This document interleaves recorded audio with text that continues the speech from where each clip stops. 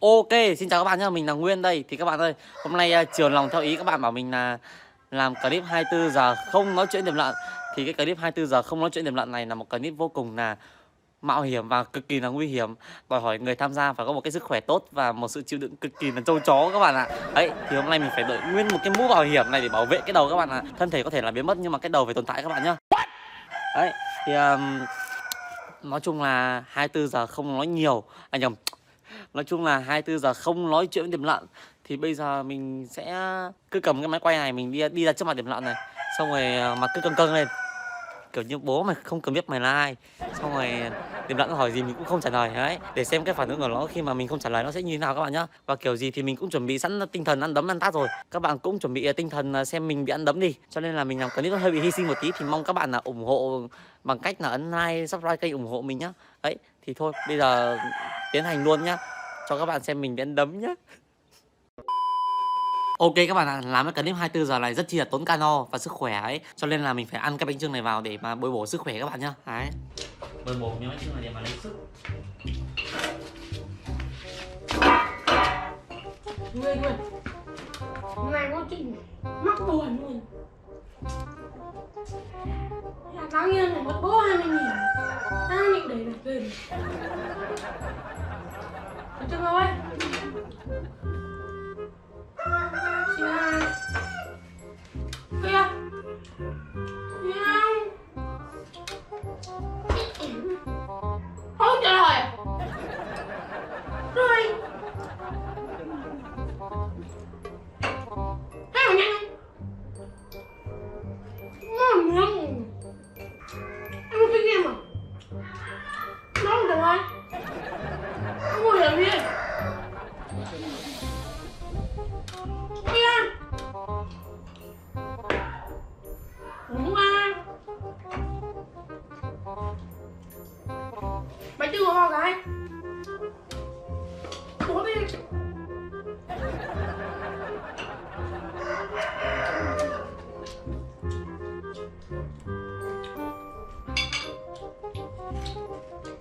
Quay à bố. Thích cái nhau. Thích quay.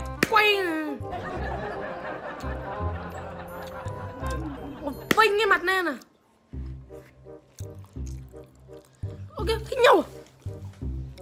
Nhanh trả lời ơi á. Mẹ cái thằng Ngọng này. Nói nhiều con nuốt mẹ nữa rồi hả? Này, bố mình nhịn được lâu lắm rồi đấy nhá. Bật máy quay làm gì? Đánh không?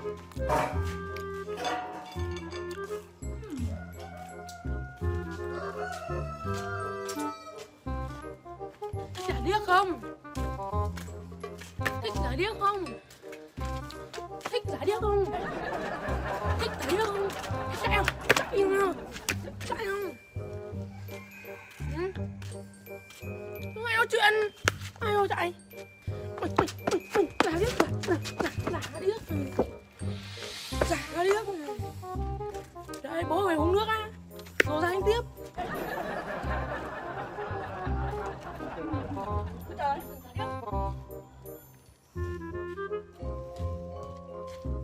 giả điếc. Chù choa ơi, đau thế các bạn ơi. Bây giờ đi vào chơi tiếp. À không phải chơi tiếp mà là đi vào mặt bố mày vênh như thế. Nào gì được tao. Nó đâu rồi nhỉ? Thằng này nó cực kỳ là bẩn các bạn ạ. Mình đang ăn miếng bánh chưng, có ra nó bốc tay vào. Nuốt miếng bánh chưng không ngon các bạn ạ. Các bạn nhìn nhá, mình vỗ bàn phát ra ngay này.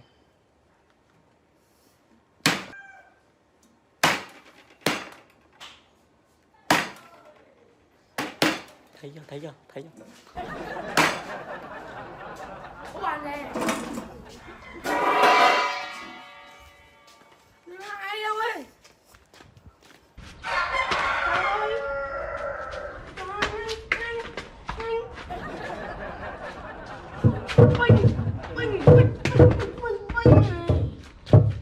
Vinh. Vẫn cố là nước. Cố lì không nói.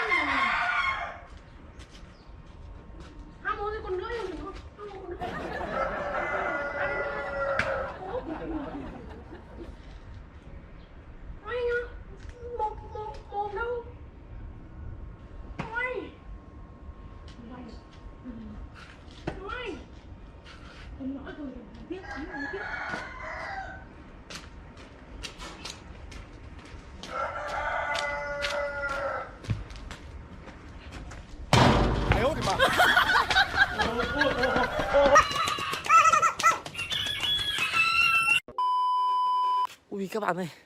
Nó cầm chổi đuổi mình các bạn ạ. Tay không thì mình còn chơi được, cái chổi mình chịu.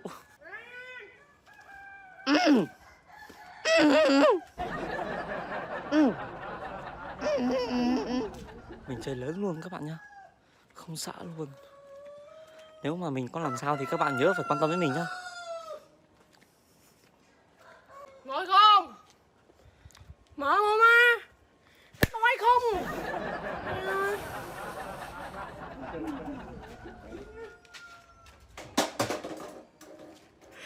Nói không?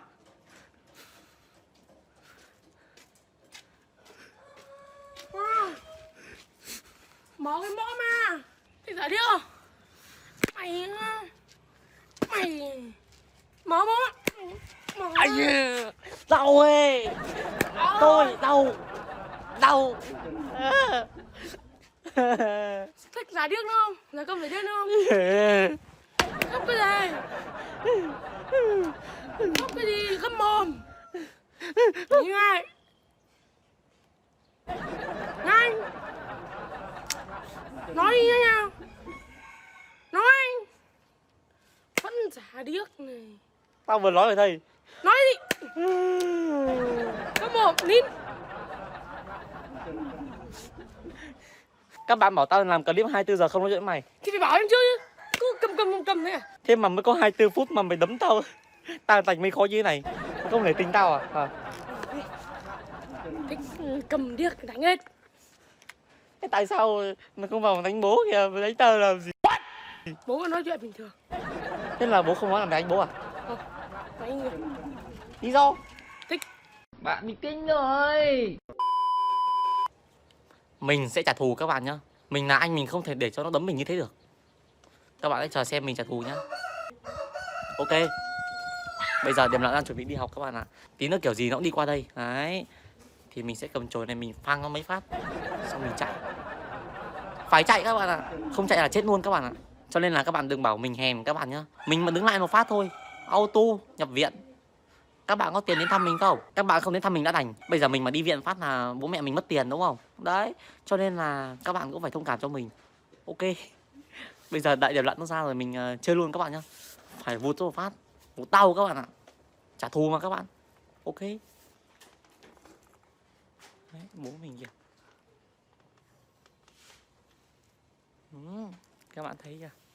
Đại nhá, đại mình nhá. Đâu thế? Gì? Gì? Gì đấy? Đi nào ơi. Này. Ảo ơi. Đuổi đấy. Chạy gì cái tao quá. Đuổi đấy. Mày đuổi đấy.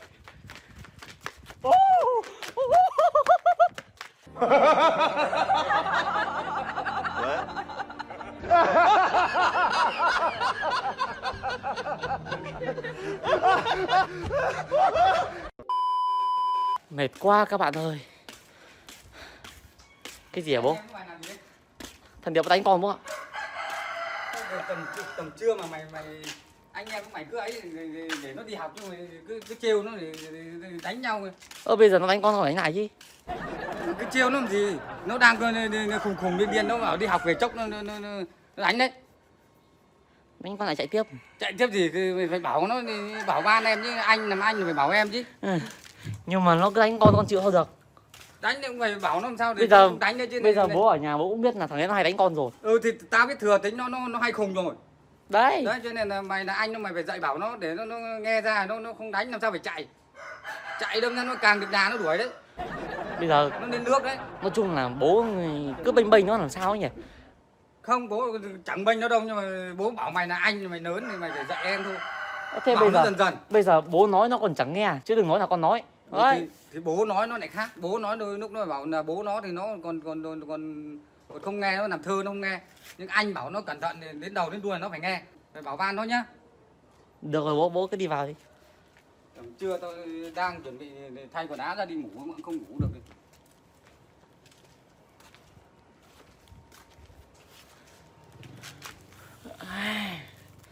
Ok các bạn ạ. Đấy, bố mình bảo là bảo ba anh em. Cái gì vậy? Chuyện gì đang xảy ra vậy? Mình dạy dỗ tiệm lợn á? Ôi lô.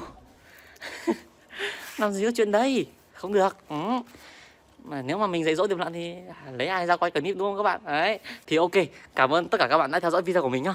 Và nếu mà các bạn yêu quý mình, nhớ để lại cho mình một like và đăng ký kênh để ủng hộ mình nhá. Ok, bye bye. Tạm biệt các bạn nhá. Bye bye.